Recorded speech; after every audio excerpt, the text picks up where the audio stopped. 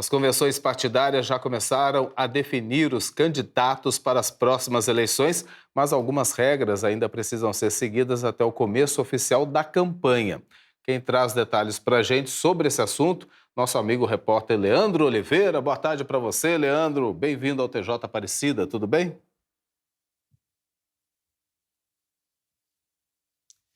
Tudo bem, Eduardo? Boa tarde para você, também para a Rayane e para todos que nos acompanham no TJ Aparecida de hoje. Como você disse, convenções partidárias que vão, então, até o próximo dia 5 de agosto e depois do dia 6 de agosto até o dia 16, a esse intervalo de tempo, né, em que os pré-candidatos vão, de fato, ganham esse tempo, né, para poder assumir, de fato, a candidatura que começa a campanha eleitoral no dia 16 de agosto. Então, é importante que o pré-candidato de hoje tome cuidado com algumas orientações e também a sua própria postura, para que não seja penalizado depois, durante a campanha eleitoral. Quem explica para a gente é a advogada especialista Gabriela Correia, que fala com a gente nesse momento. Primeiramente, quais são os principais pontos de atenção para esse atual pré-candidato, para que se mantenha na linha, né, não sofra nenhuma punição por infringir alguma regra. Boa tarde. Boa tarde. Então, o importante é ele continuar se posicionando de forma de pré-candidatura. Ele pode dizer que já foi escolhido em convenção partidária, se for o caso, as convenções já estão acontecendo desde o dia 20, vão até o dia 5 de agosto, como você disse, e até o dia 16, até o dia 15 de agosto, ele não pode se portar como candidato, dizer eu sou o candidato, vote em mim, porque ainda não é permitido fazer a campanha. A campanha efetivamente só pode ser a partir do dia 16 de agosto. Então ele tem que continuar se posicionando apenas como escolhido na convenção, mas não pedir voto de forma alguma, nem de forma implícita, explícita. Mas é natural que exista algum esquecimento por parte desse pré-candidato e também é normal que hajam algumas infrações em relação a esse período de transição da pré-candidatura até a candidatura? Infelizmente, é muito comum. Porque o que o candidato pensa? Já fui escolhido, já posso falar meu nome, já posso falar tudo. E não pode ter divulgação de número antes do período de campanha efetivo, né? Então, ele não pode fazer isso de forma alguma. Infelizmente, acaba sendo muito comum, mas não pode. Cada vez mais comum também a presença de pré-candidatos e candidatos nas redes sociais. Com relação à internet, o uso dessa plataforma, dessa ferramenta, quais são as principais orientações para esse período? É extremamente importante usar mesmo rede social, internet de um modo geral, para se posicionar, para dizer sobre si. Ele vai falar dele, só não vai pedir voto. Pode, inclusive, impulsionar publicações desde que ele próprio faça. E também não pode impulsionar campanha negativa. Não vote em tal pessoa. Isso não pode fazer de forma alguma. E muito importante que quando ele faça para impulsionar a própria campanha, depois do dia 16 no caso, né, que ele faça em nome próprio, pelo CNPJ da campanha. Agora, em relação ao eleitor que flagrar alguma infração de um pré-candidato ou futuramente candidato também, qual que é o caminho de comunicação para fazer essa denúncia e o candidato ou pré-candidato pode ser penalizado com uma multa, por exemplo? Agora, no período pré-eleitoral, tem que ir até o Ministério Público. O Ministério Público vai entender se cabe ou não alguma representação e vai apresentar para o juiz eleitoral. Caso seja verificada uma irregularidade, a punição normalmente é de multa, normalmente. A partir do dia 16 de agosto já tem o Pardal, é um aplicativo amplamente utilizado, muito bom. A gente faz a denúncia lá, mostra a irregularidade no Pardal, junta foto, e aquilo já vai direto para a Justiça Eleitoral e aí a Justiça encaminha do restante do processo. Agora, natural também que hajam algumas orientações prévias para esses pré-candidatos, cada partido na sua própria convenção também, orientando a maneira correta de se portar nesse momento? Então, a forma que eu costumo trabalhar, eu faço dessa forma. Eu sempre gosto de orientar bastante os meus candidatos para a gente não ter problemas futuros. Ninguém quer pagar multa, ter a campanha prejudicada, até porque sai da campanha para ter que responder uma multa, sai da campanha para ir numa audiência. Então, a intenção não é essa. É importantíssimo que eles fiquem bem informados do que podem e do que não podem fazer para não cometer nenhuma gafe durante a campanha e nem na pré-campanha. Perfeito, obrigado pela sua participação. A gente reforça ainda que, nesse ano, as eleições são gerais, então são muitos pré-candidatos atualmente. As convenções vão até o próximo dia 5 de agosto, muitos partidos definindo já os seus nomes para os cargos de deputado estadual, federal, senador, governador também, presidente da República. Então a campanha começa no dia 16 apenas, e apenas também a partir dessa data será divulgado o nome de cada candidato, com também o seu número de registro. Volto com vocês no estúdio. Obrigado, Leandro, pelas informações. Bom fim de semana para você. A gente continua falando sobre isso, falando sobre essas convenções partidárias, mas, ao mesmo tempo, falando das eleições, um outro dado chama a atenção. O Brasil tem um eleitorado cada vez mais envelhecido, enquanto muitos jovens que poderiam votar ainda não tiraram o título de eleitor ou demonstram pouco interesse pela política. É sobre esse assunto que a gente vai conversar com o analista político Fábio Zambelli, que está aqui com a gente. Oi, Fábio, boa tarde para você, bem-vindo ao TJ Aparecida. Boa tarde, Rayane. Boa tarde, Eduardo, telespectadores. O prazer estar aqui com vocês novamente. Fábio, a gente viu agora há pouco nessa entrevista do nosso repórter, né, sobre as convenções partidárias que marcam esse início da campanha de fato e oficialmente, pode-se dizer assim. O que esse momento ele representa também para o eleitor? O que ele deve observar mais ali nas escolhas, nas alianças também, que começam a ser oficializadas, pode-se dizer assim?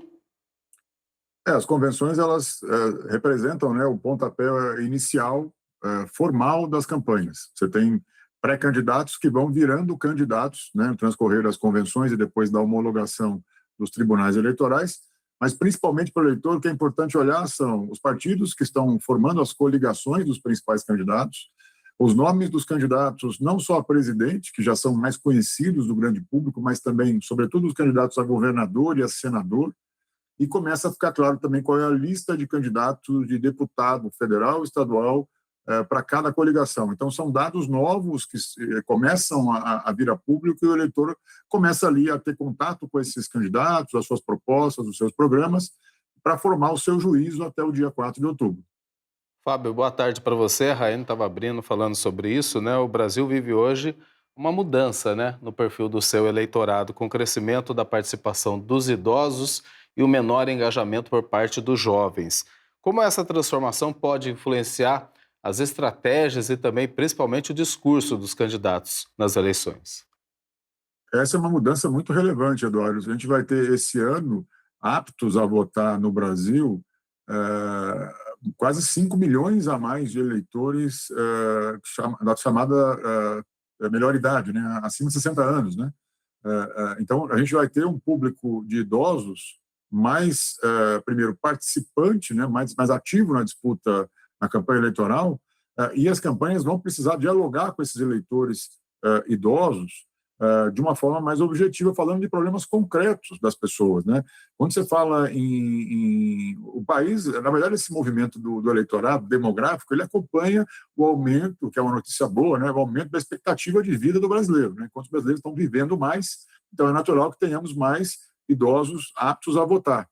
E as campanhas vão precisar adaptar, inclusive, a linguagem para conversar com esses públicos e, de novo, trazer problemas concretos, propostas para resolver problemas concretos das pessoas, sobretudo das pessoas que estão vivendo mais, felizmente, por causa das condições de saúde, enfim, a evolução tecnológica que fornece às pessoas mais recursos para prevenção a doenças, enfim, tem uma expectativa de vida maior, então também as pessoas estão participando da vida política de uma forma mais intensa, e é bom lembrar que eleitores idosos, o engajamento deles na campanha depende muito da capacidade dos candidatos de conversar com esse público, conversar com esses eleitores, porque nem todos eles são obrigados a votar. Tem uma régua de obrigatoriedade para o voto que libera boa parte desses eleitores idosos de comparecerem às urnas. Então, de fato, vai ser um desafio importante para as campanhas dialogar com esses públicos, trazer os problemas concretos que afetam esses públicos para que a campanha não fique só dialogando com uma massa,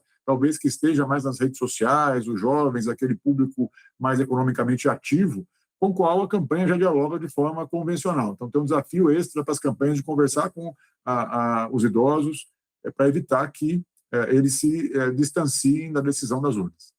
Justamente essa era a minha próxima pergunta, viu, Zambelli? A gente tem dois tipos de gerações bem distintas, né? Você falou da questão do jovem consumir mais pelas redes sociais, o idoso ali da melhor idade, ele consome um pouco mais no formato tradicional as notícias, né? Isso também pode interferir na formação da opinião política e principalmente nesse ano que a gente fala muito já da questão da circulação de fake news? Essa preocupação com fake news, com desinformação, é uma preocupação central nessa eleição, inclusive do Tribunal Superior Eleitoral. O TSE tem realizado campanhas ostensivas de combate à desinformação, porque a desinformação não é um fenômeno isolado, né? É um fenômeno que, dentro desse ecossistema de formação da opinião política eleitoral, existem várias camadas de disseminação de informação, e necessariamente elas não estão conectadas, né? Você mencionou as redes sociais, são hoje um veículo muito objetivo de discussão política. A principal arena política do Brasil hoje é a arena digital, né? E nessa arena, embora os jovens tenham um acesso mais objetivo, mais fácil a essas ferramentas, também idosos, pessoas de todas as faixas etárias estão hoje atuando, estão interagindo com a classe política e com os discursos de campanha pelas redes sociais, pelo WhatsApp, pela sua plataforma preferida. Mas, do ponto de vista de quem está olhando os grandes temas, os grandes debates eleitorais e como eles trafegam nessas plataformas, preocupados com a informação correta, com a checagem das informações, nós temos que observar todo esse ecossistema. Muitas vezes, uma fake news ela não surge de uma notícia específica, ela surge de uma construção, se junta várias pecinhas ali que parecem verdadeiras, aí se constrói uma narrativa falsa, né? Então, as ferramentas digitais, elas muitas vezes não estão trabalhando pelo objetivo que se espera de uma campanha, que é de levar a informação correta para o eleitor. Elas estão no sentido contrário. Então, o cuidado tem que ser redobrado, porque necessariamente o combate à desinformação não é algo trivial que você pode trabalhar com uma iniciativa específica. Tem que trabalhar com vários públicos e com várias camadas de decisão para evitar, enfim, como foi dito aí pela colega especialista em direito eleitoral anteriormente, né? O judiciário hoje está muito atento a essa informação falsa, né? Quem distribui, quem publica, quem dissemina. Então, acho que o principal recado que se passa para combate à desinformação é a certeza da punição. Se você transmitir uma informação falsa, publicar uma informação falsa, der vazão a uma fake news, você vai ser punido por isso, com multa, com outras penalidades. Então, acho que a principal ferramenta para você combater a desinformação hoje é a certeza da punição. Fábio, muito obrigado mais uma vez, né? A gente agora vai pedir muito mais a sua participação para acompanhar com a gente todo esse processo eleitoral, convenções partidárias, início da campanha, para a gente poder conscientizar quem está em casa e acompanha aqui a nossa programação. Um abraço para você, um ótimo fim de semana, até a próxima, viu?